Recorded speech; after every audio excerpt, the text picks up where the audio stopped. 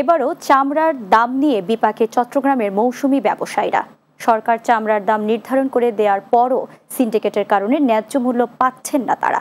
তবে আড়তদারেরা বলছেন, সরকার নির্ধারিত দামটি প্রক্রিয়াজাতকরণ খরচ সহ বিষয়টি না বোঝার কারণে মৌসুমি ব্যবসায়ীরা লোকসান গুনছেন। চট্টগ্রাম থেকে সুমন মজুমদারের ক্যামেরায় আরও জানাচ্ছেন হুমায়ুন কবির হিরো।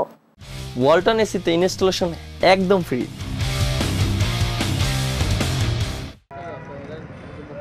প্রতি বছর রপ্তানিযোগ্য চামড়ার 50% সংগ্রহ হয় কোরবানি ঈদে।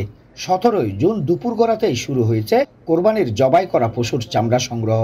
এবছর সরকার লবণযুক্ত গরুর কাঁচা চামড়ার দাম নির্ধারণ করছে ঢাকার বাইরে প্রতি বর্গফুট 50 থেকে 55 টাকা, ছাগলের চামড়া 18 থেকে 20 টাকা। চট্টগ্রামে এবার কোরবানির ঈদে 3.5 লাখ গবাদি পশুর কাঁচা চামড়া সংগ্রহে লক্ষ্যমাত্রা নির্ধারণ করে চট্টগ্রামের আড়তদাররা। স্থানীয়ভাবে 1 থেকে 2 সপ্তাহ চামড়া সংগ্রহের প্রস্তুতিও নিয়েছেন তারা। পাড়া মহল্লা থেকে কাঁচা চামড়া কিনে বা সংগ্রহ করে মৌসুমি ক্রেতারা তা বিক্রি করেন আড়তে। বরাবরের মতো পাড়া মহল্লা থেকে চামড়া সংগ্রহকারী মৌসুমি ব্যবসায়ীরা সরকার নির্ধারিত দাম না পাওয়ায় হতাশ। এজন্য সিন্ডিকেটকে দায়ী করছেন তারা। বর্তমানে মনে করেন 600 টাকা, 650 টাকা, 550 টাকা, মানে যে গরু বুঝা নিচে আর এই চামড়া এখন মনে করেন এখানে আনছি। এখানে আনার পর মনে করেন আজও কেউ সংগ্রহ করার জন্য আজও আসেনি, আজও ওরা সিন্ডিকেট করে বসে দিয়েছে।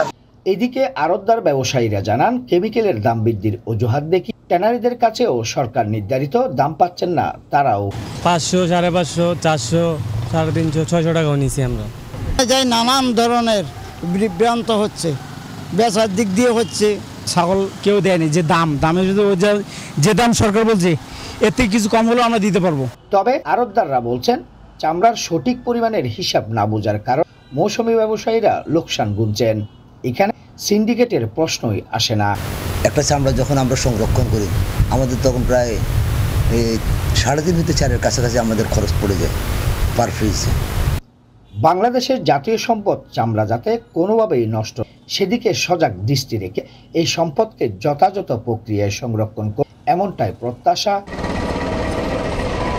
Humayun Kabir hero, Bangla TV, Chittagong.